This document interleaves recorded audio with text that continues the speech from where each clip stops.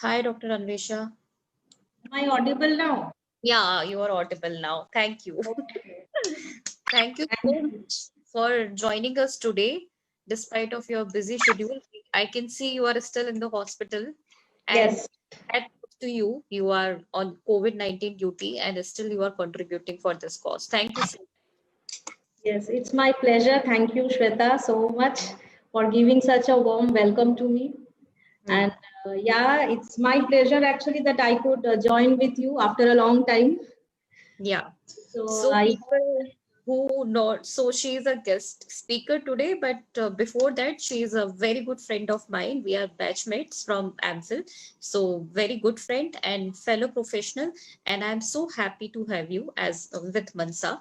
So today we are having our ninth session, first session for the ninth day. Zindagi Jeene ka naam hai, A Ray of Hope, where we are creating awareness among general public about suicide suicide is preventable ऐसा नहीं है कि suicide को रोका नहीं जा सकता है बट उसके लिए अवेयरनेस होना बहुत इंपॉर्टेंट है क्या yes, रीजंस हैं क्या कॉजेस हैं तो वी हैव डिफरेंट स्पीकर्स जिन्होंने अपने अपने व्यूज बताए we have different topics we covered children family adolescents college students housewives there are so many things happen last session we did for the gender and mental health females में ज्यादा है males में ज्यादा है even what about the LGBT community so now what about the assessment the main part which is missing कि ठीक है किसमें क्या रेट है क्या किया जा सकता है but assessment कैसे किया जाए is there any assessment tool for this और with assessment क्या prevention और better हो सकता है this is the theme for today's session for which we have Dr. Anvesha Mondal currently working as assistant professor in the Department of Clinical Psychology Institute of Psychiatry, SSKM Hospital, Kolkata. She is PhD in Clinical Psychology from Renpas, Ranchi, and MPhil in Clinical Psychology from PGI BMS, Raipur.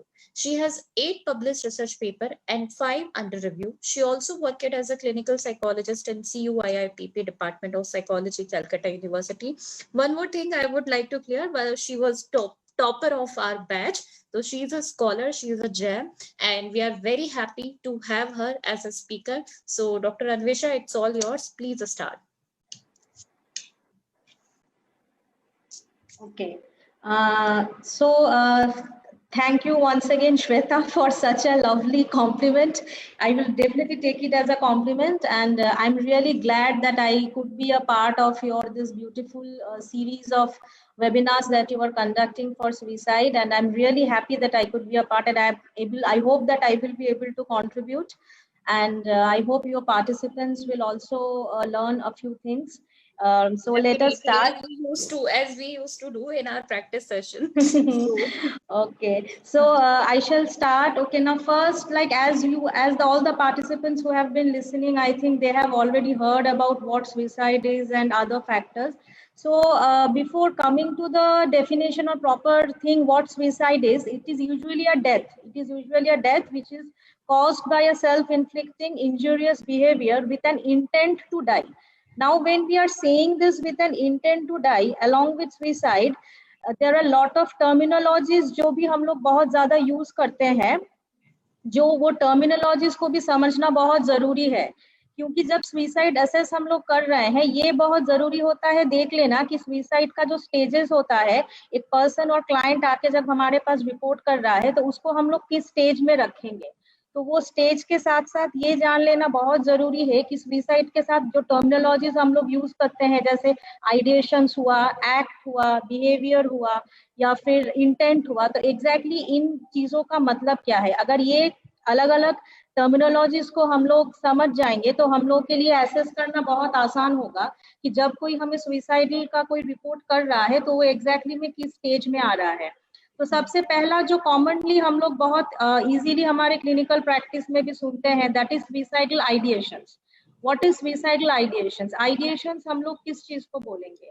तो आइडिएशंस usually होता है किसी भी तरह का thought, any kind of thought और images और beliefs और एटीट्यूड्स जो एक इंसान के कॉग्निशंस में आ रहा है कि उसको बार बार ये थॉट आ रहा है कि मुझे मरना है, मैं मरना चाहता हूँ, मुझे मरना है. कभी कभी ऐसा होता है कि पेशेंट्स आके रिपोर्ट करता है कि मैं विजुअलाइज कर रहा हूँ, आई एम विजुअलाइजिंग, मुझे ऐसा फील हो रहा है कि हम देख रहे हैं कि हम मर रहे हैं. तो जब इस तरह का कोई रिपोर्ट आ रहा है हमारे पास, तो उसको हम लोग रखते हैं कि सुइसाइडल आइडिएशंस होते हैं। अब जब सुइसाइडल आइडिएशंस हुआ, उसके बाद जब नेक्स्ट स्टेज में हम लोग जाते हैं, असेस करते हैं, तो वो बहुत जरूरी होता है। That is the most important stage. ये इंटेंट, जो हम लोग डेफिनेशन में बोलते हैं कि with an intent to die, तो ये इंटेंट क्या होता है? तो इंटेंट के साथ एक और चीज भी जुड़ा होता है, वो है कि जब वो आइडिएशन उसका आ रहा है, वो बहुत ज्यादा फ्रीक्वेंट है, बहुत ज्यादा इंटेंस है, प्रोलॉन्ग है, उसके बाद है कि वो हर तरफ से इंफॉर्मेशन कलेक्ट करना शुरू करेगा। इंटेंट बेसिकली होता है कि प्लानिंग, कि कैसे प्लान कर रहे हैं, कि ऐसा नहीं होता है कि अचानक मन किया और सुबह उठा और हम कमिट कर लिए। It is not like that. जब इंटेंट आएगा तो वो इंसान बैठ के प्लान करेगा कि कैसे हम लोग को करना है, क्या क्या हमारे पास मीन्स अवेलेबल है। वो चारों तरफ से इंफॉर्मेशन कलेक्ट करेगा, फिर देखेगा कि एग्जैक्टली वो जो मरना चाहता है उसके पास वो मरने का जो रीजन वो दे रहा है, वो रीजन हो, चाहे वो पर्पस हो, कुछ भी हो, वो एम हो, वो उसके पास कितना क्लियर है। जब कोई इंसान इंटेंट लेवल में पहुंच जाता है, तो उस समय पे अगर इंटरव्यू किया जाए तो वो बहुत क्लियर रहता है कि हाँ मुझे ये करना है, हम क्यों कर रहे हैं, क्या उसके वजह है, और उस हिसाब से वो बंदा प्लान करता है कि हम प्लान करेंगे, हमको ऐसे करना है, ऐसे करना है। उसके साथ जुड़ा हुआ हर तरीके से वो इंफॉर्मेशन कलेक्ट करेगा, जो जो उसके अवेलेबल मीन्स है। साथ में और भी कुछ कुछ फैक्टर्स है जो हम आगे जाके बताएंगे।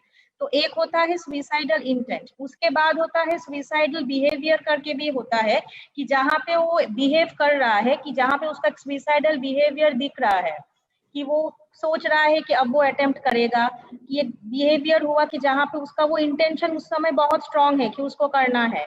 सुइसाइडल बिहेवियर के बाद जो आता है दैट इज अटेम्प्ट, जहाँ पे वो अटेम्प्ट लेता है। अब जो अटेम्प्ट वो करता है, यूजुअली जरूरी नहीं है कि हमेशा अटेम्प्ट जाके फेटल ही हो। अटेम्प्ट फेटल भी हो सकता है, नॉन फेटल भी हो सकता है। अगर अटेम्प्ट नॉन फेटल होता है तो अक्सर बहुत ज्यादा फिजिकल इंजरीज के साथ पेशेंट हम लोगों के पास इमरजेंसीज में रिपोर्ट होता है, जिसमें वो बच तो गया है पर उसके साथ साथ बहुत ज्यादा उसका फिजिकल इंजरी हो जाता है। चाहे वो रिस्ट स्लैशिंग हो, चाहे वो हैंगिंग हो, चाहे वो इंजेक्शन ऑफ किसी भी तरह का स्लीपिंग पिल्स हो या टैबलेट्स हो। जो फिजिकल जब इंजरीज हो जाता है तो उस समय फिजिकल इंजरीज को भी एड्रेस करना बहुत जरूरी होता है। जो इमरजेंसी में जो फिजिशियंस रहते हैं वो लोग उसको एड्रेस करते हैं। अब क्या होता है कि जब हम लोग ये स्टेजेस के बारे में पता चल जाता है, जब पेशेंट हम लोगों के पास आता है तो हम एक डिटेल हिस्ट्री लेते हैं। अब हिस्ट्री से और मेंटल स्टेटस एग्जामिनेशन से, जो हम लोग बहुत जरूरी पार्ट होता है किसी भी साइकेट्री में, अब जब ये पोर्शन चल रहा है तब उसमें क्या क्या हम लोग एसेस करेंगे और हिस्ट्री में क्या क्या चीजें हम लोगों को देखना होता है, जिसके जरिए हम उस पेशेंट का रिस्क, सुइसाइड रिस्क या कुछ भी आइडिएशन जो हम लोग एसेस करेंगे। उसमें नंबर वन जो होता है कि हिस्ट्री में किसी भी तरह का सुइसाइड का अगर वो बता रहा है, उसके साथ उसका कोमॉर्बिड साइकोपैथोलॉजी में क्या क्या है, कि कहीं वो डिप्रेशन नहीं है। यूजुअली डिप्रेशन के साथ सुइसाइड का कनेक्शन बहुत ज्यादा स्ट्रांग है, जो पिछले कुछ वेबिनार्स में डिस्कस हो चुका है। तो डिप्रेशन अगर है तो डिप्रेशन किस लेवल में है, सीवियर है, मॉडरेट है, किस लेवल में है, वो एसेस करना। अगर डिप्रेशन नहीं भी है, लाइफ में कुछ अगर स्ट्रेसफुल इंसिडेंट हो गया है, स्ट्रेसफुल इंसिडेंट मतलब वो पर्सन टू पर्सन वेरी करता है। किसी एक पर्सन के लिए अगर एक एग्जाम में फेलियर होना स्ट्रेस है, किसी और के लिए लाइफ में एक रिलेशनशिप ब्रेक हो गया या सेपरेशन हो गया, वो स्ट्रेसफुल हो सकता है। तो स्ट्रेसफुल इवेंट कुछ हुआ है कि नहीं, जिसके बाद से उनका ये डिप्रेशन शुरू हुआ है या उनका ये एंजाइटी शुरू हुआ है या जिसके वजह से वो मरने का सोच रहे हैं। तो ये स्ट्रेसफुल इवेंट अगर है तो स्ट्रेसफुल इवेंट कितना दिन पहले हुआ है, उसके साथ पेशेंट का एग्जैक्टली में क्या वो सोच रहा है, उसके लिए क्या उसका थॉट उसके पीछे जा रहा है, वो सब भी हम लोग एसेस करते हैं। उसके बाद जब ये केस हिस्ट्री से हम लोग को अगर कुछ पता चले, तो उसके बाद जब हम लोग आगे बढ़ेंगे तो उसके बाद सबसे पहले जो चीज हम लोग देखते हैं वो है कि पेशेंट खुद वर्बलाइज कर रहा है कि नहीं, जिसके लिए रैपो एस्टेब्लिशमेंट बहुत जरूरी होता है, कि पेशेंट के साथ आपका क्लिनिकल सेटिंग में रैपो कितना अच्छे से एस्टेब्लिश होता है, जाकि वो आपसे खुल के ये बता पाए। क्योंकि अक्सर ऐसा भी होता है कि जहाँ पेशेंट्स बताते नहीं है, और अगर आप क्वेश्चनिंग भी करते हैं तो पेशेंट्स डिनाई कर जाते हैं। ये क्यों डिनाई करते हैं, ये रीजन हम बताएंगे बाद में कि डिनाई का रीजन क्या होता है।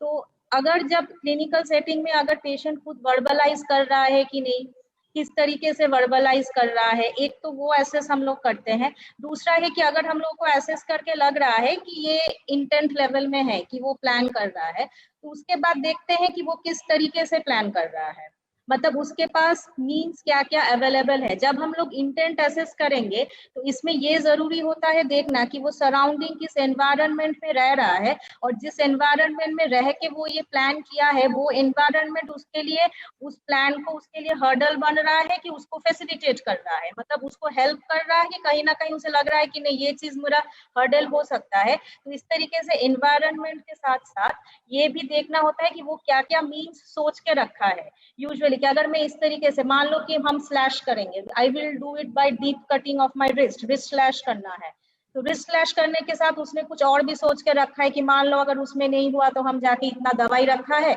हम जाके 30 ठो दवाई खा लेंगे। तो एग्जैक्टली में उसके पास अवेलेबल मीन्स क्या क्या है जो उसके लिए बहुत आसान होगा करने के लिए, मीन्स जो अवेलेबल वो बता रहा है, वो सबसे पहले हम लोग एसेस करते हैं कि किस तरीके से पेशेंट ने प्लान किया है, या फिर कुछ और भी उसके प्लान चल रहा है जो वो बोल नहीं रहा है, वो हम लोग देखते हैं। उसके बाद दूसरा जो हम देखते हैं, सबसे इंपॉर्टेंट एक एस्पेक्ट यहाँ पे रहता है family history. Family history of suicide is very important. अब यहाँ पे ये सवाल आता है कि फैमिली हिस्ट्री क्यों देखना है। अगर हम लोग किसी भी साइकेट्री डिसऑर्डर्स के कॉजेस में जाएंगे कि कॉजेज ऑफ कोई भी हो, चाहे वो स्किज़ोफ्रेनिया हो, बाइपोलर हो, सुइसाइड हो, किसी में भी जाएंगे तो वो चीज बहुत जरूरी होता है, बिकॉज हम लोग देखते हैं कि हर साइकेट्री डिसऑर्डर में एक जेनेटिक फैक्टर भी रहता है। जेनेटिक प्रीडिस्पोजिशन या क्लस्टरिंग ऑफ जीन्स आप बोल लो, या कोई भी फैमिलियल प्रीडिस्पोजिशन बोल लो, तो ये जान लेना जरूरी होता है कि पेशेंट के फैमिली में किसी ने कभी सुइसाइड किया था कि नहीं, कोई सुइसाइड का हिस्ट्री है कि नहीं। क्योंकि ये देखा गया है रिसर्च में कि अगर फैमिली में एक किसी जनरेशन में अगर सुइसाइड हुआ है, तो उसके बाद जो नेक्स्ट जनरेशन या उसके जो फर्स्ट डिग्री रिलेटिव्स होते हैं उसमें सुइसाइड अटेम्प्ट का चांसेस 8 टाइम्स ज्यादा बढ़ जाता है कंपेयर टू दोस्त की जहाँ पे सुइसाइड का हिस्ट्री नहीं है। तो इसीलिए फैमिली हिस्ट्री है कि नहीं, फैमिली में किसी भी तरह का जेनेटिक कोई प्रीडिस्पोजिशन या फैमिली में कोई डिस्पोजिशन है कि नहीं है, फैमिली हिस्ट्री देख लेना बहुत जरूरी है। उसमें हम लोग वो एक इंडिकेटर मानते हैं कि वो भी एक इंडिकेटर है कि नहीं, कि इसका जो सुइसाइड का जो आइडिएशन इसको आ रहा है या फिर ये इंटेंट है, ये कितना ज्यादा स्ट्रॉन्ग है। नेक्स्ट जो हम लोग देखते हैं, ये भी this is also one of the very important factor कि पास्ट सुइसाइड अटेम्प्ट है कि नहीं। पास्ट सुइसाइड अटेम्प्ट अगर है तो that is also a very high risk indicator कि वो प्रेजेंट में सुइसाइड अटेम्प्ट करेगा कि नहीं। यूजुअली देखा जाता है कि 40%, यूजुअली डिप्रेशन में देखा गया है कि 40% में ऐसा होता है कि जो अटेम्प्ट ऑलरेडी कर चुका रहता है वो सेकेंड टाइम अटेम्प्ट कर लेता है, एंड वो सेकेंड अटेम्प्ट भी होता है with in 3 months of the first attempt. तो इसीलिए पास्ट अगर अटेम्प्ट कोई है तो पास्ट अटेम्प्ट भी देख लेना बहुत जरूरी है कि पास्ट अटेम्प्ट किस तरीके से किया है, उस समय सिचुएशन क्या था। अगर पेशेंट वर्बलाइज कर रहा है तो पास्ट अटेम्प्ट कैसे हुआ था, उस समय क्या सिचुएशन था, कोई और लाइफ इवेंट था कि नहीं, कोई और स्ट्रेसफुल इवेंट था कि नहीं, ये सब देख लेना। अब होता है कि मान लीजिए कि कोई हाई इंटेंट वाला पेशेंट है, ठीक है, हाई इंटेंट वाला, सुइसाइड इंटेंट वाला जब पेशेंट हम लोग के पास आता है तो उसमें अब हम लोग क्या करते हैं कि सुइसाइडल उसको देख लेना ये जरूरी है कि वो कितना फ्रीक्वेंट है, जो इंटेंट वो कर रहा है वो सही में इंटेंट लेवल में है कि नहीं है। बिकॉज अक्सर ऐसा भी होता है कि जब आइडिएशन लेके पेशेंट हम लोग के पास आया, उसको थॉट्स आ रहे हैं, सब आ रहे हैं, पर उसका कोई इंटेंट नहीं है, मतलब थॉट्स तो है पर वो प्लान नहीं कर रहा है, उसको नहीं पता है कैसे करना है, पर बहुत सीवियर लेवल में उसका आइडिएशन लेवल उसका बहुत सीवियर है। तो इसीलिए जब हम लोग आइडिएशन को एसेस करेंगे या इंटेंट को एसेस करेंगे, ये देखना जरूरी है कि वो कितना फ्रीक्वेंट है, वो कितना फ्रीक्वेंट है, वो कितना इंटेंसिटी में है, वो कितना प्रोलॉन्ग्ड है, कि बहुत दिन से वो प्लान कर रहा है, ठीक है। और जब कोई सुइसाइड इंटेंट लेवल में आएगा वो साथ में एक चीज ये भी जरूर देख लेगा कि उसका रेस्क्यू होने का चांसेस कितना है, कि जब कोई प्लान करता है वो हमेशा चाहेगा कि वो फुल प्रूफ प्लान हो, कि किसी भी तरीके से हम रेस्क्यूड ना हो पाए। तो अगर वो ये सब सोच के कि वो रेस्क्यूड हो पाएगा कि नहीं, कि मान लीजिए कि ऐसा है कि घर में उसने इस टाइम पे वो प्लान कर रहा है जब उसके घर में कोई रहता ना हो, बिकॉज उसको पता है कि उस टाइम पे अगर हम अटेम्प्ट करेंगे तो मुझे बचाने वाला कोई होगा नहीं है, या फिर अगर एक चीज से नहीं हुआ तो हम दूसरा भी एक बैकअप में रखेंगे। अगर हमको लग रहा है कि हाथ काटने से नहीं हुआ तो हम हैंग करने का कोशिश करेंगे। तो इसीलिए जो रेस्क्यू जो हम लोग करते हैं कि अगर घर में मान लीजिए किसी के प्रेजेंस में होता है, घर वालों को बाई चांस पता चला, तो वो लोग जरूर पहुंचेंगे कि उसको बचाने के लिए। तो इसीलिए रेस्क्यू हो रहा है कि नहीं और रेस्क्यू को लेके पेशेंट का क्या थॉट है कि हम अगर ये करेंगे तो मेरा रेस्क्यू होने का चांसेस कितना ज्यादा है। तो ये सब भी पेशेंट के ध्यान में रख के ही वो प्लान करता है। और दूसरा जो होता है इम्पोर्टेंट फैक्टर, एक और इम्पोर्टेंट एस्पेक्ट इसमें आता है, वो है लिथैलिटी। कि हम लोग जो जिस मीन से हम कर रहे हैं, कि मान लीजिए कि मेरे पास अवेलेबल बहुत कुछ है, यूजुअली हमारे घर में बहुत कुछ अवेलेबल नॉर्मली रहता है, हमारे घर में फिनाइल भी रहता है, हमारे घर में और डिसइंफेक्टेंट भी रहता है, चाकू भी रहता है, सब रहता है। बट जब कोई इंटेंट करेगा, जब कोई इंटेंट लेवल में आएगा, जब उस प्लान करेगा, तब वो देख लेगा कि इसका लिथैलिटी भी कितना है, कि ये करने से हम मरेंगे कि नहीं मरेंगे। अब मान लीजिए कोई मोर्टिन का लिक्विड खा लिया, ऐसा केसेस होता है कि जहाँ पे घर में कुछ मिला नहीं तो वो गुड नाइट और मोर्टिन का लिक्विड है वो खा लिया। वो खाने से एक इंसान का लिथैलिटी या फैटेलिटीज इतना ज्यादा होगा, और उसके बाद अगर कोई 40-50 स्लीपिंग पिल्स खा रहा है, उसका लिथैलिटी में डेफिनेटली थोड़ा डिफरेंस होगा। तो इसीलिए लीथल कितना है, लिथैलिटी, लेवल ऑफ लिथैलिटी जो होता है, वो भी जिन लोगों को, जो लोग सच में प्लान करते हैं, वो लोग ये सोच के प्लान करते हैं कि हम अगर इतना टैबलेट्स लेंगे तो यूजुअली इसमें मेरा फेटल होने का या मेरा मॉर्टल होने का चांसेस कितना ज्यादा है। मान लीजिए हम खा लिए, पी लिए तो मोर्टिन का लिक्विड या फिर हम फिनाइल तो पी लिए, पर हम डेथ तो मेरा हुआ नहीं, ऊपर से मेरा अंदर में फिजिकल इंजरीज हो गया। बिकॉज ऐसा हुआ है कि एक there was an adolescent girl जिसने फिनाइल पी लिया था, उसका ऐसे तो कुछ हुआ नहीं, पर उसका फूड पाइप से लेके पूरा इंटेस्टाइन तक अंदर से उसका जल गया, बर्न हो गया।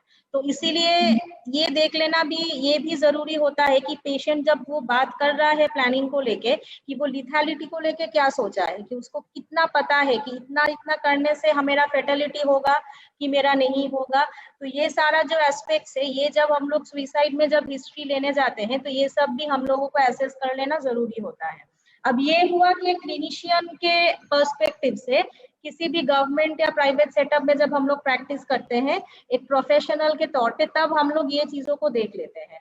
अब है कि फैमिली मेंबर्स जब है, फैमिली में अगर मान लीजिए कि किसी को कोई फैमिली मेंबर है या फिर घर में कोई बच्चा है या एडोलेसेंट है, उस केसेस में होता है कि पेरेंट्स अक्सर आके बाद में बताते हैं कि हम लोग को तो पता ही नहीं चला, मतलब ये ऐसा कुछ सोच रहा है या ऐसा कुछ करने वाला है, हम लोगों को नहीं पता चला कि ऐसा कुछ है।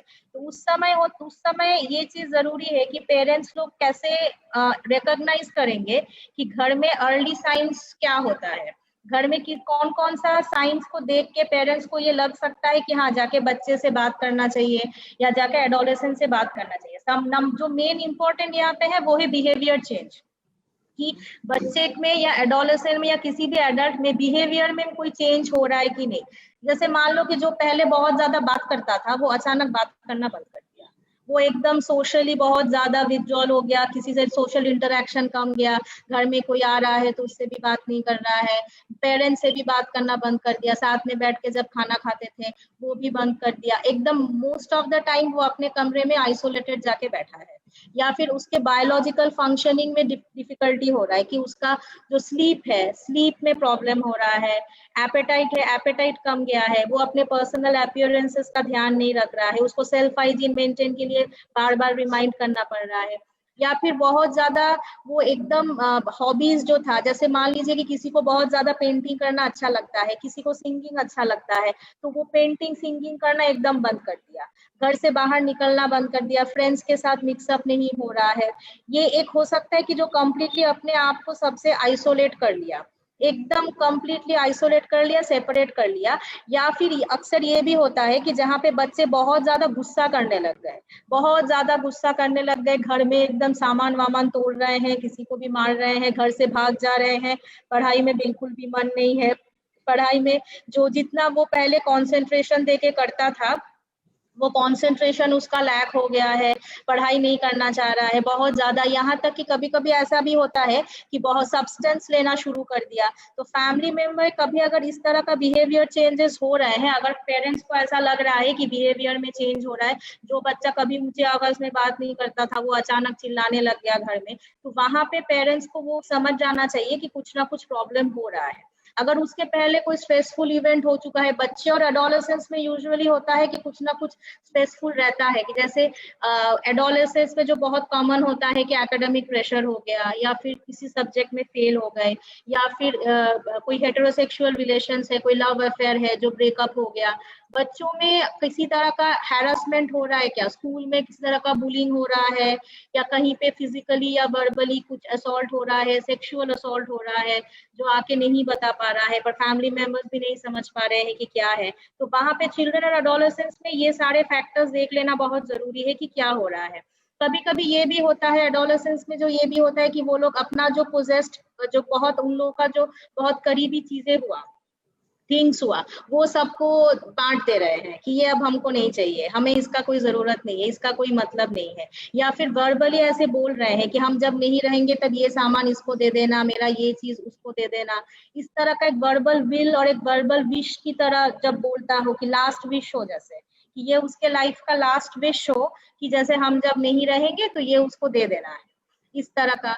जैसे सबको गुड बाय बोल रहा है, बहुत ज्यादा इस तरह का सेल्फ ब्लेम टाइप का एक स्टेटमेंट्स दे रहा हो कि मेरे वजह से ही ऐसा हो गया, मैं ही सबके लिए जिम्मेदार हूँ, मेरे से तो कुछ हुआ नहीं, बहुत ज्यादा होपलेसनेस टाइप का। तो इस तरह का स्टेटमेंट्स अगर दे रहा है, फैमिली मेंबर्स इसको अगर देख रहे हैं, तो वहां भी जाके तुरंत बच्चे से बात करना चाहिए कि हाँ कुछ प्रॉब्लम अगर हो रहा है तो जाके हम लोग उसके लिए प्रोफेशनल हेल्प ले लें। अब क्या है कि जब हम लोग सुसाइड का बात कर रहा है, तो सुसाइड के साथ एक और चीज जो बहुत ज्यादा ओवरलैप होता है, उसमें डिफरेंशिएट करना बहुत जरूरी होता है, वो है डेलिबरेट सेल्फ हार्म या फिर सेल्फ इंजuriयस बिहेवियर होता है कि नहीं। अक्सर होता है कि जैसे बॉर्डर लाइन पर्सनैलिटी डिसऑर्डर में, या कभी कभी डीसीडी वाले केसेस में, डिसोसिएटिव डिसऑर्डर्स केसेस में, अक्सर वो देखा जाता है कि वो ब्लेड से एकदम हाथ काटा हुआ, कटिंग का बहुत ज्यादा मार्क्स है हाथ में, और पेरेंट्स आके रिपोर्ट कर रहे हैं कि ये हाथ काट ली है, ऐसा कर ली है। तो वहां पे ये डिफरेंशिएट करना बहुत जरूरी है कि ये एग्जैक्टली में सुसाइड के इंटेंट से किया गया है, उसका कोई प्लानिंग था, या फिर it is just a deliberate self harm कि हमको कुछ चाहिए, या फिर I am trying to get something जिसके लिए हम अटेंशन सीख के लिए हम ऐसा कर रहे हैं।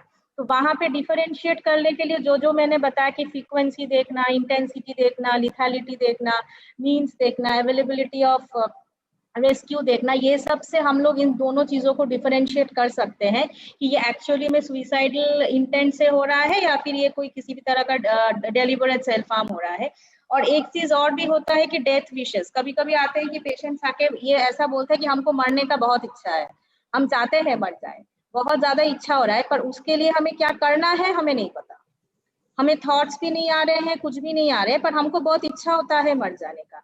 तो वो डेथ विशेस है। डेथ विशेस बाद में जाके अगर किसी तरीके से एक्टिव सुइसाइडल आइडिएशन में ट्रांसफर हो रहा है कि नहीं, अगर कोई डेथ विशेस लेके हमारे पास रिपोर्ट करता है, तो उस चीज को हमेशा हम लोग ध्यान में रखते हैं कि ये क्लाइंट हमारे पास आके डेथ विशेस इसने रिपोर्ट किया था, तो नेक्स्ट सेशन में वो जरूरी होता है कि पूछना कि वो डेथ विशेस कहीं बढ़ तो नहीं गया, बढ़ के वो जाके किसी दूसरे एक्टिव सुइसाइडल आइडिएशंस में या किसी और चीज में ट्रांसफर तो नहीं हो रहा है। तो डेथ विशेस को भी चेक कर लेना बहुत जरूरी होता है। अब जैसे हुआ कि जैसे बच्चों में, चिल्ड्रन और एडोलेसेंस में एक चीज बहुत देखना पड़ता है कि जब हम लोग इंटरव्यू करते हैं, अक्सर बच्चे और एडोलेसेंस हमें रिपोर्ट नहीं करना चाहते। कभी कभी ऐसा होता है जब हम लोग को समझ में आता है कि हाँ इसके माइंड में बिहेवियर से या कुछ कुछ बातों से लगता है, but when we ask them the direct question, वो लोग कभी हमें बताना नहीं चाहता है, डिनाई कर देता है। तो वैसे केसेस में जब डिनाई कर दे रहा है, तो वहां पे कोई असेसमेंट टूल्स हम लोग यूज कर सकते हैं। तो अब असेसमेंट टूल्स जब हम लोग यूज कर रहे हैं, तो असेसमेंट टूल्स हम लोग क्यों यूज कर रहे हैं, किस वजह से यूज कर रहे हैं, और कहाँ हम लोग असेसमेंट टूल्स यूज कर सकते हैं, वो जान लेना बहुत जरूरी है। ऐसा है कि जहाँ पे पेशेंट डायरेक्टली वर्बलाइज कर दे रहा है कि हाँ हमें हो रहा है, तो वहां पे समझ में आ गया कि हाँ ठीक है हो रहा है, हम लोग उसको वैसे ही रिपोर्ट कर देते हैं। पर उसके साथ हम लोग चाहे तो कोई और ज्यादा उसको वैलिडेट करने के लिए हम लोग चाहे तो किसी भी तरह का असेसमेंट टूल यूज कर सकते हैं। और कहीं पे अगर ऐसा लग रहा है कि पेशेंट ठीक से ओपनली हमें बता नहीं रहा है, तो हो सकता है कि असेसमेंट टूल्स के जरिए हमें कुछ और इंफॉर्मेशन मिले। तो कुछ एक्स्ट्रा और एडेड इंफॉर्मेशन के लिए हम लोग चाहे तो वहां पे भी असेसमेंट टूल्स यूज कर सकते हैं। अब असेसमेंट टूल्स भी कुछ कुछ असेसमेंट टूल्स हैं जो हम लोग यूज करते हैं यूजुअली, जिसमें सबसे मेन मोस्ट फ्रीक्वेंटली जो यूज होता है वो है बेक का स्केल ऑफ सुइसाइडल इंटेंट। एक है बेक का स्केल ऑफ सुइसाइडल इंटेंट, वो हम लोग सुइसाइड इंटेंट स्केल बोलते हैं, एसएसआई। वो बेक का दिया हुआ है, वो हम लोग यूज कर सकते हैं। उसका एक क्लिनिशियन एडमिनिस्टर्ड होता है और एक सेल्फ रिपोर्ट भी होता है। सेल्फ रिपोर्ट का नाम है सुइसाइडल इंटेंट क्वेश्चनर। तो उसमें वो बेसिकली ऑब्जेक्टिवली वो एसेस करता है कि उसके सराउंडिंग इन्फ्लुएंसेस क्या क्या है जो उसको हेल्प कर रहा है कि कहीं ना कहीं उसको हर्डल कर रहा है for any kind of suicide attempt. उसके साथ उसमें कुछ आइटम्स ये भी रहते हैं कि उसका पर्पस क्या है, वही उसका रेस्क्यू कितना, रेस्क्यू को लेके उसके पास क्या प्लान है, एम्स पर्पसेस। क्लिनिशियल एडमिनिस्ट्रेट भी है और चाहे तो हम लोग सेल्फ रिपोर्ट वाला भी यूज कर सकते हैं। फिर लिथैलिटी देखने के लिए लिथैलिटी स्केल्स भी अवेलेबल है, जहाँ पे पेशेंट को खुद को, वो भी क्लिनिशियन एडमिनिस्टर्ड है, वो भी पेशेंट से हम लोग पूछ सकते हैं कि लिथैलिटी को लेके वो क्या सोचता है। वो भी एक रेटिंग स्केल्स ही है। सुइसाइडल आइडिएशन के लिए भी स्केल है, स्केल फॉर सुइसाइडल आइडिएशन, वो भी बेक का है। वो 21 आइटम का स्केल है। उसमें पहले 5 आइटम स्क्रीनिंग के लिए है, उसके बाद बाकी हम लोग पेशेंट को नॉर्मली पूछ सकते हैं। रेनॉल्ड्स का स्केल है, रेनॉल्ड्स का एक एडल्ट सुइसाइडल आइडिएशन क्वेश्चनर है। रेनॉल्ड्स का बच्चों का लिए के लिए भी है, एक सीनियर हाई स्कूल का है और एक जूनियर हाई स्कूल का है। बट ये मैक्सिमम जो स्केल्स है मोस्टली दीज आर वेस्टर्न, मतलब वेस्टर्न ये में ही ज्यादा है, पर इंडियन में भी यूज करते हैं हम लोग। और जैसे बच्चों के लिए एक और स्केल भी है, children and child and adolescence suicidal potential index, कैस्पी।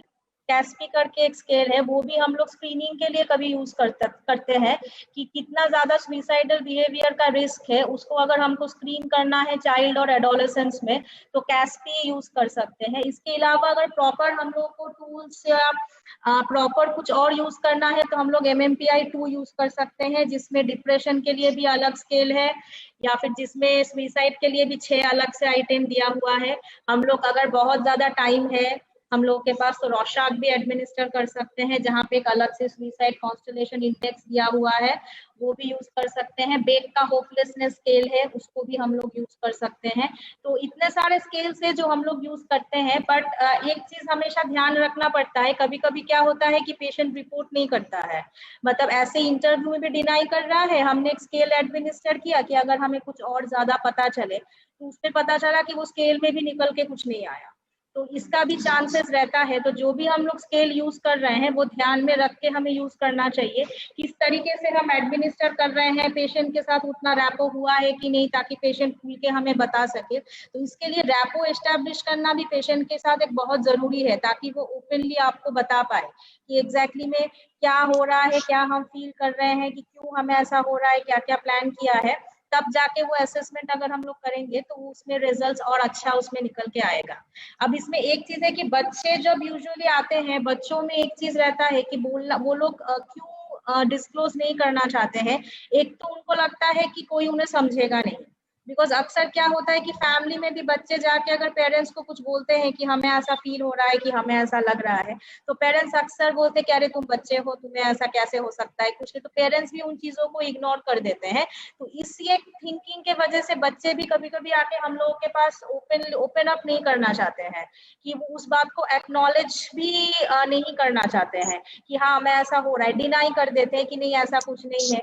कभी कभी उन्हें शेम भी होता है कि हम ऐसा बोल देंगे तो पता नहीं ये हमारे बारे में क्या सोचेंगे, ये शायद हमें जज करने लग जाएंगे, या फिर खुद को ब्लेम करना कि मेरे साथ ही ऐसा होता है, बाकी लोगों के साथ तो ऐसा होता नहीं है, बाकी तो किसी के साथ ऐसा है, तो हम मेरे साथ हो रहा है मतलब मुझे जरूर कुछ प्रॉब्लम है। तो बच्चे और एडोलेसेंस में ये चीज बहुत जरूरी होता है कि उनके साथ अच्छे से रैपो एस्टेब्लिश करो, कहीं ना कहीं कि उनको ये चीज का फेथ हो कि हाँ आप उन्हें जज नहीं करोगे, आप उनका बात सुनोगे, तब जाके वो आप लोगों से वो चीज शेयर कर सकता है कि हाँ ऐसा ऐसा है।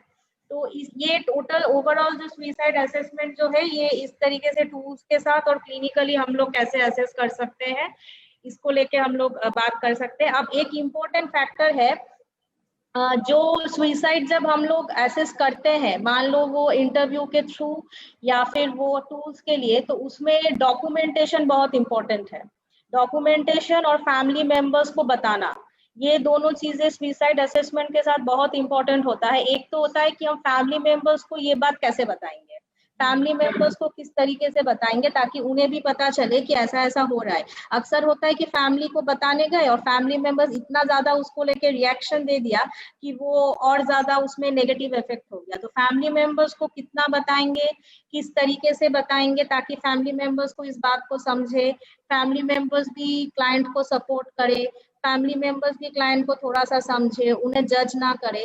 तो ये चीज भी देखना जरूरी होता है कि family, how we will break the news to the family members. और घर में उन पे नजर रखना है, बहुत क्लोजली ऑब्जर्वेशन करना है। कुछ चीजें हम लोग होता है जो फैमिली मेंबर्स को बहुत डेफिनेटली बताते हैं कि जब ऐसा कुछ इंसिडेंट हमें पता चलता है, रिपोर्टिंग होता है। एक तो है कि घर में बहुत ज्यादा ऑब्जर्वेशन में रखना है, उनको अकेला नहीं छोड़ना है, उनके साथ कोई ना कोई हमेशा उनको अटेंड करे, उनसे बात करे। उनके घर में अगर कहीं पे कुछ अवेलेबल मीन्स जो है, अक्सर क्या होता है कि वो लोग छोटा सा चाकू या ब्लेड कुछ होता है तो अपने पास छुपा के आराम से रख सकते हैं, वैसा कुछ अगर है तो उसको निकाल के अपने पास रखना। या फिर अगर मेडिसिन है घर में, तो मेडिसिन अक्सर क्या करते हैं कि लोग छुपा के रख लेते हैं कि घर वालों को पता नहीं चला, हम छुपा के रख लिए, जब घर वाले कोई रहेंगे नहीं तो हम खा लेंगे। या फिर मेडिसिन ऐसा भी होता है कि पेरेंट्स ने ट्रस्ट करके बच्चों को दिया, बच्चे एक साथ सारा निकल के एक साथ सारा इंजेस्ट कर लिया। तो इसीलिए मेडिसिन अगर घर में है तो उसको भी ध्यान से रखना, उसको भी डायरेक्ट क्लाइंट के हाथों या बच्चों के हाथों उसको भी डायरेक्टली नहीं देना। तो ये सब चीजें भी घर में थोड़ा सा घर वालों को हम लोग बोल देते हैं कि बहुत ज्यादा इसको लेके पैनिक नहीं करना है, बहुत ज्यादा इसको लेके हाइपर नहीं करना है, थोड़ा सा उसको सपोर्ट का जरूरत है, उनसे बात करिए, उनके साथ टाइम स्पेंड करिए, जिनसे वो भी आपको अच्छे से बता पाए कि एग्जैक्टली में क्या हो रहा है। और दूसरा जो इम्पोर्टेंट चीज होता है वो है डॉक्यूमेंटेशन। चाहे आप गवर्नमेंट सेटअप में हो या प्राइवेट सेटअप में हो, जब सुसाइडल हम लोग असेस करते हैं तो ये डेलिबरेटली मेंशन किस तरीके से करेंगे, कैसे हम लोग डॉक्यूमेंट करेंगे कि एग्जैक्टली में क्या क्या निकल के आया है, किस स्टेज में वो है, एग्जैक्टली में कितना दूर वो प्लान कर चुका है, ये डॉक्यूमेंटेशन कैसे करना है, ये बहुत इम्पोर्टेंट है। ताकि बिकॉज सुसाइड के साथ अक्सर लीगल बहुत सारा ट्रबल्स रहता है, ताकि ट्रबल किसी को भी ना हो, ये ध्यान में रखते हुए डॉक्यूमेंटेशन हम किस तरीके से कर रहे हैं ये भी जरूरी है। कि अगर टेस्ट फाइंडिंग में कुछ निकल के नहीं आ रहा है बट हिस्ट्री से हमें पता चल रहा है कि नहीं ऐसा कुछ चांसेस हो सकता है, तो उसको किस तरीके से हम लोग मेंशन करेंगे कि ये कॉशियस होना चाहिए या फिर कहाँ पे कॉशियस होना चाहिए, ताकि साइकेट्रिस्ट भी उस हिसाब से उनको अगर मेडिसिन सब्सक्राइब करे तो वो किस क्या पॉइंट को मद्देनजर रखते हुए उसको वो मेडिसिन सब्सक्राइब करेंगे। या फिर अगर आया है असेसमेंट में कि हाँ सुसाइड प्रोबेबिलिटी है तो उसको भी कैसे लिखना है। तो ये डॉक्यूमेंटेशन बहुत जरूरी होता है कि डॉक्यूमेंटेशन किस तरीके से हम लोग सुसाइड का कर रहे हैं अगर जब हम लोग एसेस कर लेते हैं। अब है कि थोड़ा सा प्रिवेंशन को लेके हम बहुत डिटेल में नहीं जाएंगे, बट थोड़ा सा कुछ चीजें फैक्टर्स होता है जनरली जो हम मुझे लगता है कि ये कम्युनिटी लेवल में सबको अवेयर होना चाहिए। एक तो होता है कि जो साइंस मैंने बोला है, जो डिस्कस किया मैंने, वो सब अवेयरनेस और होने के लिए फैमिली मेंबर्स को भी थोड़ा सा कम्युनिटी लेवल में बहुत ज्यादा अवेयरनेस प्रोग्राम्स होना चाहिए, ताकि हर फैमिली में कम से कम वो लोग अवेयर रहें कि अर्ली साइंस क्या है, साइंस और इंडिकेशंस क्या है, जिसके जरिए वो लोग ये आइडेंटिफाई कर सके कि हाँ घर में कुछ ऐसा हो रहा है। दूसरा है कि लोग अक्सर, क्योंकि हमारे समाज सोसाइटी में अभी भी मेंटल हेल्थ और मेंटल इलनेस को लेके बहुत ज्यादा स्टिग्मा है, हम लोग अभी भी बहुत ज्यादा स्टिग्मेटाइज्ड है, फिर भी मतलब बहुत ओपन अप हुआ है, people have open up a lot, but अभी भी बहुत ज्यादा स्टिग्मा है। तो इसीलिए अक्सर अगर कोई ओपन अप होता है भी, लोग उसको हेल्प करने के जगह बहुत ज्यादा जज कर लेते हैं। तो वो जज नहीं करके थोड़ा सा उनका बात सुने कि क्या बोलना चाह रहे हैं एग्जैक्टली में, what they are trying to say. जरूरी नहीं है कि हर चीजों में आपको रिएक्शन देना ही है और हर चीज का आपको जवाब देना है। आप 5 मिनट शांति से बैठ के सुन भी सकते हैं कि सामने वाला क्या बोल रहा है। लिसनिंग इज वेरी इंपॉर्टेंट, जो मुझे लगता है कि आजकल के लोगों में लिसनिंग का जो एक टेक्निक है, पीपल आर एक्चुअली फॉरगेटिंग कि लिसनिंग लिसनर भी होना चाहिए। तो वो एक इम्पॉर्टेंट फैक्टर होता है। दूसरा ये है कि उसको जज ना करे, अगर कोई ऐसा ओपन अप कर रहा है उसको जज मत करिए, पहले ही उससे सवाल मत पूछिए कि तुम्हें कैसे ऐसा हो गया, या फिर तुम्हें किस तरीके से, तुम्हें क्यों ऐसा हो रहा है। You can have one. So basically it's more important because लोगों को लगता है कि बस सुसाइड आइडिएशन हो जाता है। आज मतलब assessments are something they should know कि हाँ अगर ये इशू है, आइडिएशन भी है, तो वी कैन असेस कि किस लेवल तक हाई जा सकता है, कितने चांसेस हैं अटेम्प्ट होने के। इसीलिए हाँ, इसीलिए जब सुसाइड असेस करते हैं तो ये आइडिएशन लेवल में से ही हम लोग असेस करना कर सकते हैं, ताकि वो पता चले कि आगे किस लेवल तक जा सके। जितना जल्दी हमारे पास क्लाइंट रिपोर्ट करेगा उतना जल्दी हम एक्शन ले सकते हैं। तो वहां पे फैमिली मेंबर्स को भी हम लोग इन्वॉल्व कर सकते हैं। तो जैसे हम लोग बताते हैं कि फैमिली मेंबर्स स्टार्टिंग में रिएक्शन देते थे, क्यों हो गया, तुम्हारे साथ ऐसे कैसे हो गया, तुम ऐसे कैसे कर लिए। तो इस तरह का जो जजमेंटल क्वेश्चन है, ये सब क्वेश्चन बिल्कुल अवॉइड करना, कि फैमिली में कोई अगर ऐसे रिपोर्ट कर रहा है तो ये सब सवाल ना पूछ के उसको सपोर्ट करो। और इसी वजह से होता है कि बहुत टाइम होता है कि people don't come to professionals, मतलब वो प्रोफेशनल के पास जाने से कतराते हैं, कि उनको लगता है कि हम जाएंगे तो लोग बोलेंगे कि अरे ये तो पागल हो गया है, ये जाके साइकेट्रिस्ट कंसल्ट किया, ये जाके क्लिनिकल साइकोलॉजिस्ट कंसल्ट किया, डेफिनेटली इसको ये तो पागल हो गया, ही इज क्रेजी। तो इसीलिए भी होता है कि बहुत समय होता है कि people don't come and report to अस।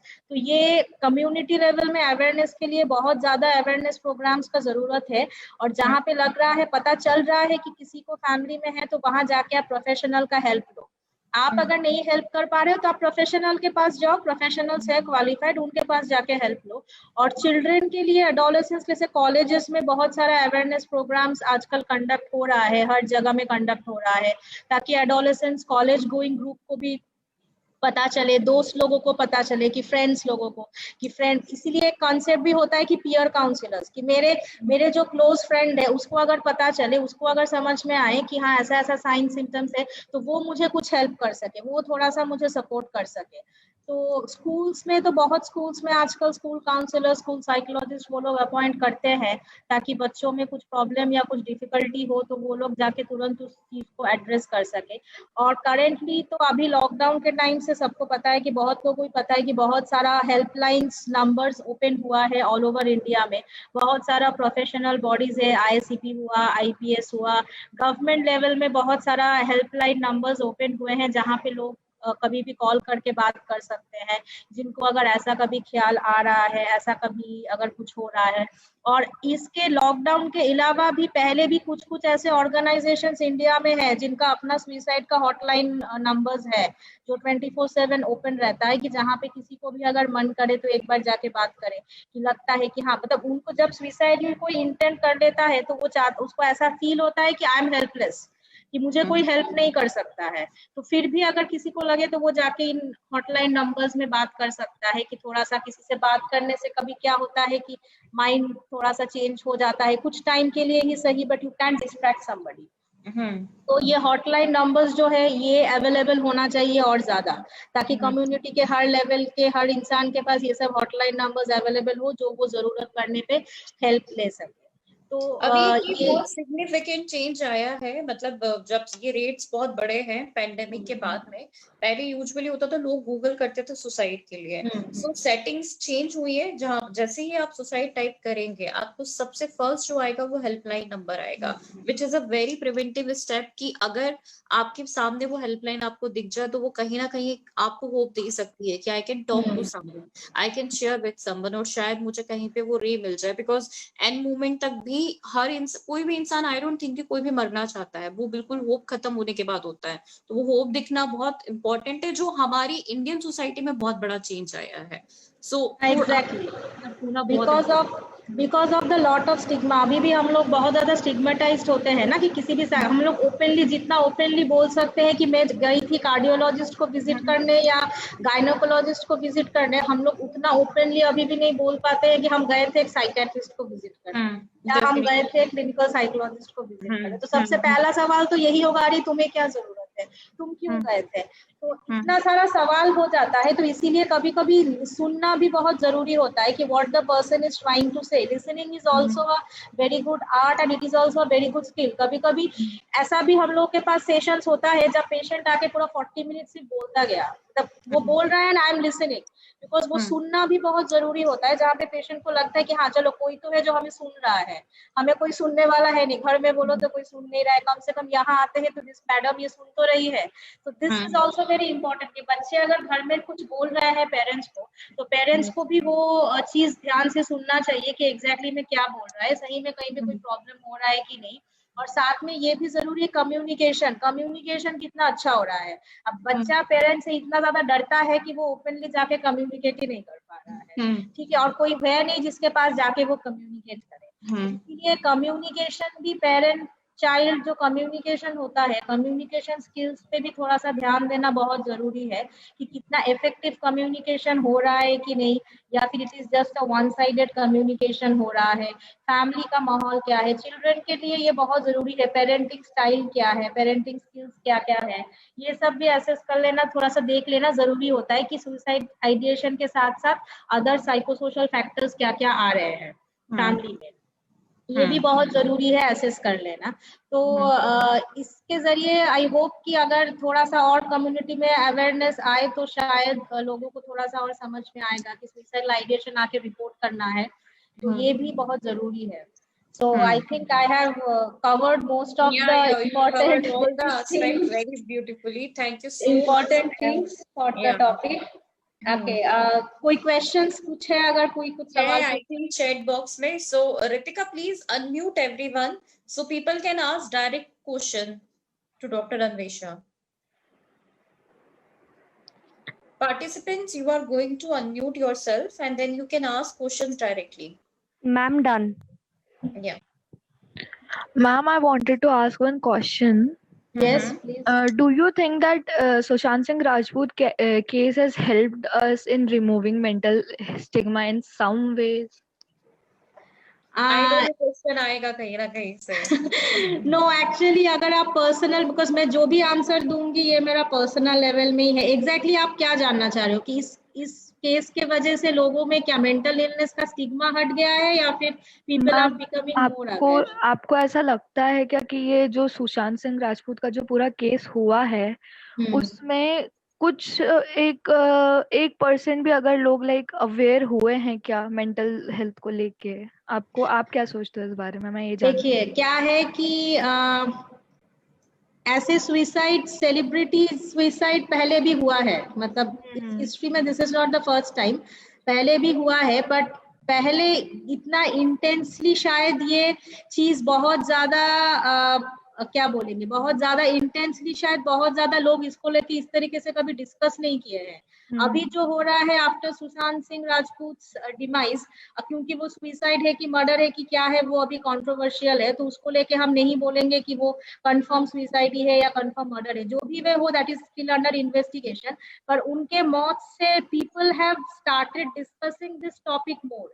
अब डिस्कशन करने के वजह से कितना ज्यादा लोगों में अवेयरनेस आया है that is again a doubtful question, but yes हाँ, लोग इसको लेके डिस्कस बहुत ज्यादा कर रहे हैं। अगर हम लोग सोशल मीडिया देखेंगे, अगर हम लोग टीवी चैनल्स देखेंगे, न्यूज़पेपर्स देखेंगे, people are discussing about it, but discuss करने से तब तक कोई फायदा नहीं होता है जब तक आप उस चीज का इफेक्ट में आप नहीं देखोगे। हम एक लंबा 1 पैरा का बड़ा सा फेसबुक पोस्ट दे सकते हैं about mental illness, about depression, about this, but हम रियल लाइफ में अगर मेरे पास कोई हेल्प करने के लिए आए, अगर हम उसको हेल्प नहीं कर पा रहे हैं और उस समय अगर हम उसको जज कर रहे हैं, तो उसको क्या सही में हम अवेयरनेस बोलेंगे? ये चीज पर्सन टू पर्सन के ऊपर डिपेंड कर रहा है कि कौन इसको कितना सीरियसली ले रहा है। जो लोग इसको समझने के बाद उस तरीके से सोच रहे हैं कि हाँ अगर मेरे आसपास में कोई हो तो हमको हेल्प करना है, हम उसको प्रोफेशनल के पास भेज सकते हैं, हम उसको मोटिवेट कर सकते हैं कि वो जाके किसी प्रोफेशनल का हेल्प ले, अगर उसको उस तरीके से अगर हम लोग उसको फील कर रहे हैं, तभी हम बोलेंगे ना कि इसको लेके अवेयरनेस है, वरना हम कैसे उसको बोल सकते हैं कि अवेयरनेस है? Discussion is not something awareness. हाँ, discussion may be a part of awareness, but discussion से लोग कितना ज्यादा अवेयर हो रहे हैं वो तो तभी पता चलेगा जब people are working on it. And there is one more thing, मतलब irony of this Indian society, अगर बात ये यहाँ पे ये भी जब बात आई, अभी तो खैर although it's a controversial case, so we can't comment directly on this, but when this thing came कि वो साइकेट्रिस्ट को कंसल्ट कर रहा था या उसको डिप्रेशन था, so reaction from his family, from his close friends were surprising.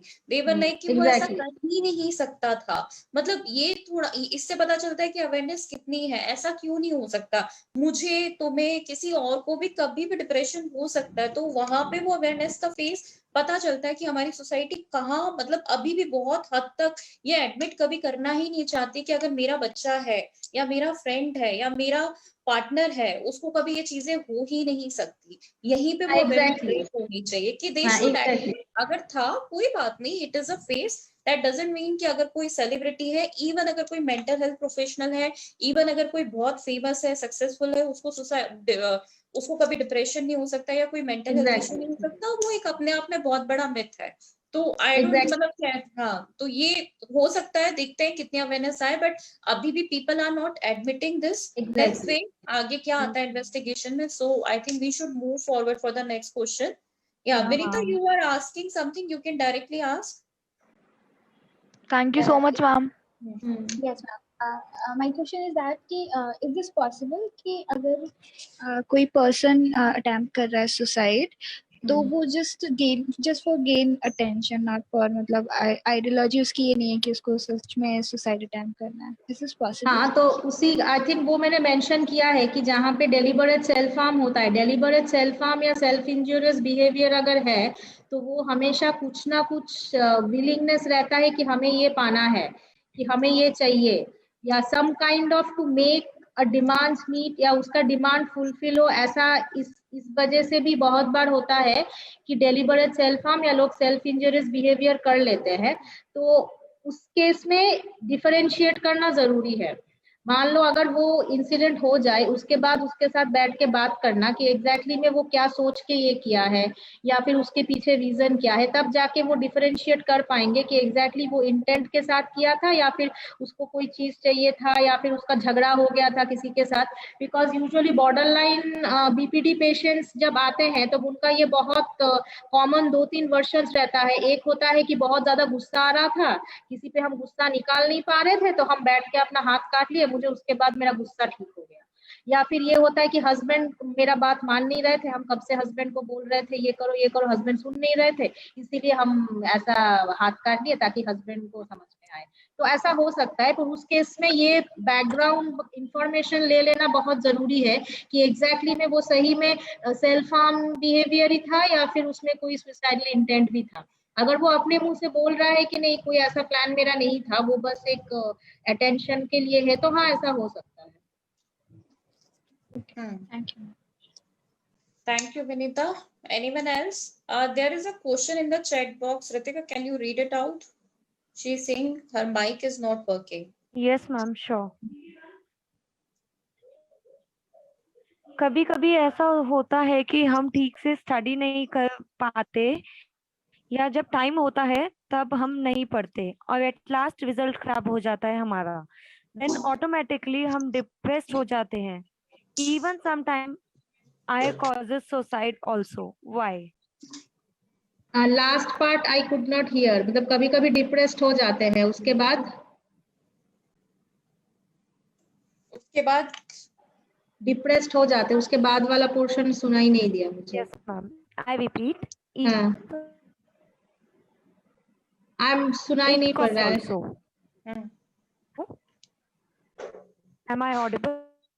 No, you are not audible. मैं सुन नहीं पा रही हूँ। मैं पढ़ती हूँ। कभी कभी ऐसा होता है कि हम ठीक से स्टडी नहीं कर पाते या जब टाइम होता है तब हम नहीं पढ़ते और एट लास्ट रिजल्ट खराब हो जाता है हमारा, देन ऑटोमेटिकली हम डिप्रेस्ड हो जाते हैं। Even sometimes it cause suicide also, suicide ideation I think वो लिखना चाहती हैं। व्हाई, क्यों? टाइम पे अगर हम पढ़ाई नहीं कर पाए जिसके कारण हमारा रिजल्ट खराब हो गया, तो उसके बाद में डिप्रेशन होता है और उसके बाद में सुसाइडल आइडिएशन आता है, तो ऐसा क्यों? एक तो होता है कि जैसे मैं लाइफ इवेंट्स का बात कर रही थी, कोई भी लाइफ इवेंट्स किसी के लिए भी स्ट्रेसफुल हो सकता है। जैसे यहाँ पे जो आपने पूछा है कि पढ़ाई आपके लिए जरूर एक स्ट्रेसफुल ये रहा होगा, आपको वहां पे लगता होगा कि हम टाइम से पढ़ाई नहीं कर पाए, उसका एक स्ट्रेस आपके अंदर ऑलरेडी है जिसके लिए आपका रिजल्ट खराब हो गया। अगर आपका रिजल्ट खराब हो गया तो आपके फैमिली में उसमें किस तरीके से वो लोग रिएक्ट करेंगे, फैमिली से आपका बहुत ज्यादा डांट पड़ेगा, या फिर आपके फ्रेंड्स का अगर रिजल्ट अच्छा हुआ तो वहां पे ऑटोमेटिकली आपको खुद से एक इंफीरियर फीलिंग आ जाता है। तो उसके वजह से एक डिप्रेशन फील होना कि हाँ मेरा रिजल्ट खराब हो गया, और उससे सुइसाइडल आइडिएशन आना ये आ ही सकता है। पर इसके लिए ही ये यहाँ पे जहाँ पे ये ऐसे इवेंट्स में आप वो बात कर रहे हैं कि जहाँ पे एक पढ़ाई नहीं हो पाया और रिजल्ट खराब होने से आपको डिप्रेशन फील हो रहा है, जहाँ से आपको सुइसाइडल थॉट्स या आइडिएशंस आ रहे हैं, ऐसे केसेस में आपका कोपिंग कितना अच्छा है वो देख लेना बहुत जरूरी है। बिकॉज लाइफ में कभी भी कुछ ना कुछ स्ट्रेस आपका आ ही जाएगा। मान लीजिए कि आज अगर आप बात कर रहे हैं पढ़ाई का, कल को कुछ और फैक्टर भी आपके लिए स्ट्रेसफुल हो सकता है, तो इसीलिए टाइम से पढ़ाई नहीं कर पाए जिसके वजह से आपको स्ट्रेस हो रहा है, तो वहां पे ये फोकस करिए कि अगली बार हम कैसे टाइम से पढ़ाई कर ले ताकि हमें डिप्रेशन फील ना हो। ऐसा क्यों होता है ये सवाल नहीं करके आप ये सोचिए कि अगले बार से अगर नेक्स्ट मेरा जब एग्जाम आएगा तब हम किस तरीके से पहले से अपने पढ़ाई को प्लान कर सके, ताकि बाद में जाके हमको ये ना लगे कि हम पढ़ाई नहीं कर पाए जिसके वजह से मेरा रिजल्ट खराब हो गया, उससे अलग अलग चीजें, उसके बाद का प्रोसेस डिप्रेस्ड हो गए, फिर मरने का ख्याल आया। तो वो चीजें कैसे अवॉइड कर सकते हैं ये सोचिए। रीजन एक, कोई भी इंसिडेंट का रीजन बहुत सारा हो सकता है, रीजन चाहे जो भी हो, आप फोकस इस बात के लिए करिए कि ये क्यों नहीं हो, कि इसको हम लोग कैसे ओवरकम करें, ये ज्यादा जरूरी है आपके लिए फोकस करना। सो बेसिकली उस टाइम पे मोटिवेशन बना के रखना है आपको। हाँ, बिकॉज मोटिवेशनल जैसे मतलब अगर हम लोग सुसाइड का टिपिकल थेरेपीज में जाएंगे तो motivational interviewing is also a very good technique जो हम लोग यूज करते हैं। एक तो क्राइसिस इंटरवेंशन जो हम लोग इनिशियली फर्स्ट लेवल में स्टार्ट करते हैं, उसके बाद जैसे गेटकीपर अप्रोच हो गया, कॉग्निटिव थेरेपी हो गया, कोपिंग स्किल मैनेजमेंट हो गया, मोटिवेशन इंटरव्यू हो गया, ये सब तो हम लोग यूज करते ही है ना। तो अगर इस पे ज्यादा फोकस करेंगे कि ऐसा क्यों होता है, क्यों अगर खुद से बार बार सवाल पूछेंगे तो इससे ज्यादा बेटर है कि कोशिश करें कि ऐसा ना हो। मतलब नेगेटिव जो आप सोच रहे हो, नेगेटिव क्वेश्चन को आप पॉजिटिवली फ्रेम करो, तो उसमें आपके अंदर वो पॉजिटिव चीज आएगा जिसमें आपको भी लगेगा कि नहीं अगली बार हमें ये नहीं करना है, क्या करना है वो नहीं पता पर ये बिल्कुल नहीं करना है, ताकि हम इस फेज को अवॉइड कर सके। और भी क्वेश्चन है Vinita, you would like to ask directly? वैसे तो we discuss this things which you are asking in question, हमारे लास्ट सेशंस में ये कवर हुआ है और अभी मैम ने भी बताया, yes it's genetic factor is also involved in suicide. Gender भी also play a very important role for the suicide. So this two question already covered in our previous session. So gender and suicide, you can check our previous session, last session by Dr. Pratibha Anand Singh. And genetic जैसे अभी doctor Ranvesha ने भी discuss किया था, the same way genetic का role always, it's always important. That's why जब assessment की बात हो रही थी तब यही हो रहा था कि एक बार सबसे पहले जेनेटिक हिस्ट्री हमें चेक करना होता है, फैमिली हिस्ट्री हमें चेक करना होता है और अकॉर्डिंगली आपको पता चलता है। और कोई questions, any other question, any feedback? Ma'am इतने सारे क्वेश्चन है इस वजह से मैं कुछ लिख देती। यहाँ पे क्वेश्चन है कि is there any assessment tools of suicide in India? So I think suicide बहुत सारे टूल्स का मैंने नाम बोला है, पर्टिकुलरली इंडियन डेवलप्ड नहीं है जितना है उतना ज्यादा, उससे जो हम लोग मोस्टली यूज करते हैं बेक का ही यूज करते हैं। सुसाइड इंटेंट स्केल हुआ या स्केल फॉर सुसाइडेशन हुआ, यही हम लोग ज्यादा यूज करते हैं। और उसके बाद जहां हम लोग के पास टाइम होता है, अगर हम लोग देखना चाहते हैं तो वहां पे रोशार्क हम लोग आराम से यूज कर सकते हैं। रोशार्क और प्रोजेक्टिव में जैसे बच्चों के साथ में हम लोग सीईटी भी यूज करते हैं। सीईटी भी यूज कर अगर आप थीमेटिकली आप देखोगे, चेक करोगे तो भी आपको, because that you can use in Indian setting, अगर आप इंडियन एडेप्शन ले रहे हैं तो वहां पे it is very helpful to understand suicidal ideation specially children. Basically अगर टाइम है, अक्सर क्या होता है कि वो इमरजेंसी पर्पस में अक्सर होता है कि करना पड़ता है, तो वहां पे उतना टाइम नहीं रहता है, तो इसीलिए स्केल्स वहां पे हाँ, projective techniques will take time. वो आपको एक पहले से प्रेडिक्शन दे सकती है, फ्यूचर प्रेडिक्शन दे सकती है आराम से। So you can go for the projective techniques in Indian setting. Usually बच्चों का स्केल में थोड़ा सा डेफिसिट है, तो इसीलिए रेनॉल्ड्स का जो स्केल है वो बहुत जगह में अवेलेबल नहीं है, पर कैस्पी बहुत जगह में अवेलेबल है। CASPI is a very good scale for assessment of risk behaviour suicide का। तो कैस्पी अगर अवेलेबल है तो कैस्पी कर सकते हैं, पर वही है कि थोड़ा सा इंडियन सेटिंग में कितना इफेक्टिवली हम यूज कर पाते हैं वो एक डाउट हमेशा ही रहता है। अदरवाइज कैस्पी कैन बी यूज्ड बच्चों के लिए। और you have any questions? I think Hello, दो ma'am. तीन questions आ रहे हैं। Yes, ma'am. मैम Yes, अगर ma'am. किसी को ट्रॉमा Yes, ma'am. है, जैसे किसी की डेथ हो गई और जो दूसरा पर्सन साथ में मतलब जैसे फैमिली में रहते हैं, तो एक पर्सन को कुछ ज्यादा ही ट्रॉमा हो रहा है, तो उसमें क्या पॉसिबिलिटीज हैं सुसाइड की? ट्रॉमा अगर हो रहा है तो ट्रॉमा कितने दिन तक, मतलब ट्रॉमा के बाद मतलब जैसे अभी ऑलमोस्ट 6 months हो चुके हैं, लेकिन उसके बाद भी वो कोप नहीं कर पा रही हैं, उनको मतलब थोड़ा सा प्रॉब्लम्स हो रही हैं, तो क्या उसमें सुसाइड आइडिएशन भी हो सकता है? हाँ, अगर 6 मंथ से वो चल रहा है ट्रॉमा का बाद वाला फेज भी, तो डेफिनेटली उसमें आ सकता है। तो उसमें जरूरी है कि आप लोग जो भी फैमिली मेंबर जो भी उनके साथ कंफर्टेबल है, जो बहुत ज्यादा क्लोज है, जो उनसे बात कर सकता है, उनसे थोड़ा सा बातचीत करिए, देखिए कि वो क्या सोच रही है, कहाँ पे उनको खराब लग रहा है, किस बात से वो ज्यादा अटैच थी। कहीं ना कहीं वो ट्रॉमा जो हो वो ऐसा तो हो कि जिनके डेथ के वजह से वो ट्रॉमाटाइज्ड है, कहीं ना कहीं अटैचमेंट रहा होगा जिनके वजह से वो इतना ज्यादा ऑब्वियसली या 20 years मतलब साथ में हाँ, स्पेंड। तो इसी वजह से उसके बाद अगर उनको 6 months हो गया है and still the person is not coming out of that trauma, तो इसीलिए आप चाहे तो एक बार उनसे बात करिए। अगर आप नहीं तो जो भी फैमिली में है जो उनके साथ कंफर्टेबल है बहुत ज्यादा दिन से, वो बात कर सकते हैं। थोड़ा सा बातचीत करके देखिए कि एग्जैक्टली में क्या क्या उनके थॉट्स या क्या क्या उनके आइडिएशंस आ रहे हैं। और अगर ऐसा कुछ लग रहा है कि हाँ वो कुछ ऐसा सोच रही है, उनके थॉट्स में कुछ कॉग्निशंस में कुछ ऐसा आ रहे हैं, तो डेफिनेटली आप एक प्रोफेशनल का हेल्प ले सकते हैं वहां पे। Okay, thank you, ma'am. Session was very good. Thank you so much. Yes ma'am, I have one question. मेरा क्वेश्चन था कि मैम अगर जैसे कुछ लोगों को हम लोग सजेस्ट नहीं कर सकते कि आप जाके काउंसलिंग ले लो, क्योंकि अगर जैसे फैमिली जोर से मेंबर्स बोलेंगे, वो सुनाई नहीं पड़ रहा है। Okay ma'am. मैम जैसे कुछ लोग हैं जिनको हम सजेस्ट नहीं कर सकते कि आप काउंसलिंग ले ले जाके, जैसे अगर कोई फैमिली मेंबर है तो अगर हम बोलेंगे एज अ साइकोलॉजिस्ट, अगर मैं किसी को बोलूँ अपने फैमिली में से, तो उस चीज़ को एक्सेप्ट नहीं करेंगे पहली बात तो क्या कोई और वे है जिसके थ्रू मतलब उनको ऐसे आइडिएशन से बचाया जा सके या कुछ हेल्प आउट किया जा सके? हाँ, तो जैसे फैमिली मेंबर्स में अगर ये चीज एक स्टिग्मा है कि कहीं पे कि नहीं हम लोग जाके प्रोफेशनल हेल्प बाहर नहीं ले सकते, तो उन लोगों के लिए ये हेल्पलाइन का इस्तेमाल आप ले सकते हैं। कि बहुत सारे हेल्पलाइन नंबर्स है, कि ऐसे बहुत सारे ऑर्गेनाइजेशंस है जहाँ पे ऐसे सुसाइड का हॉटलाइन नंबर्स होता है। अगर वो अपना आइडेंटिटी बिना डिस्क्लोज किए अगर वहां पे वो बात करना चाहे डायरेक्टली, तो वो फैसिलिटी अगर कहीं पे अवेलेबल है तो उसको हम लोग डेफिनेटली यूज कर सकते हैं। बिकॉज ये हेल्पलाइन नंबर्स अक्सर इसलिए भी होता है कि बहुत टाइम होता है कि पेशेंट डायरेक्टली जाके बात नहीं करना चाहता प्रोफेशनल से, बिकॉज उनको लगता है कि सबको पता चल जाएगा, मेरा आइडेंटिटी डिस्क्लोज हो जाएगा, लोग मेरे बारे में क्या सोचेंगे, लोग मुझे जज करेंगे। तो इसके लिए हेल्पलाइन नंबर्स जो है वो बहुत ज्यादा इफेक्टिव होता है। तो अगर फैमिली में कोई तैयार नहीं हो रहा है और फैमिली में किसी को लग रहा है कि इस तरह का आइडिएशंस आ रहे हैं, तो आप हेल्पलाइन नंबर्स प्रोवाइड कर सकते हैं कि आप इनमें बात करके एक बार देखिए, अगर आपको ठीक लगे या फिर अगर आप चाहे उसके बाद अगर हो सकता है कि बात करने के बाद उनका डिसीजन चेंज हो और वो खुद से जाके किसी को कंसल्ट करें।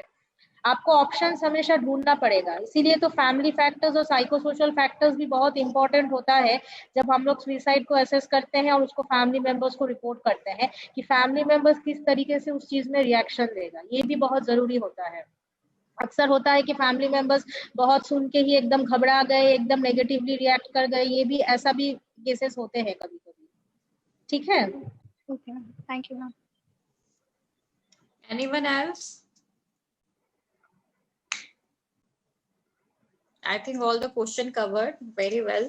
Thank you so much for a wonderful session. we hope ki everyone is aware about the what are the assessment tools, what we can do in case of emergency, what are predisposing factors for the society, what are assessments for this. So that would be more preventable in the nature. Thank you so much once again, Anvisha, for fetching time for us for this session and becoming a part of our series. Thank you once Okay, again. thank you. I am also very much thankful to all of you that you all have listened to my session very carefully. I hope that I have been able to answer all the queries, and I can give an overview, a basic overview of exactly how suicide can be assessed. Okay, so it was a great opportunity for me also. Thank you. Thank you, everyone.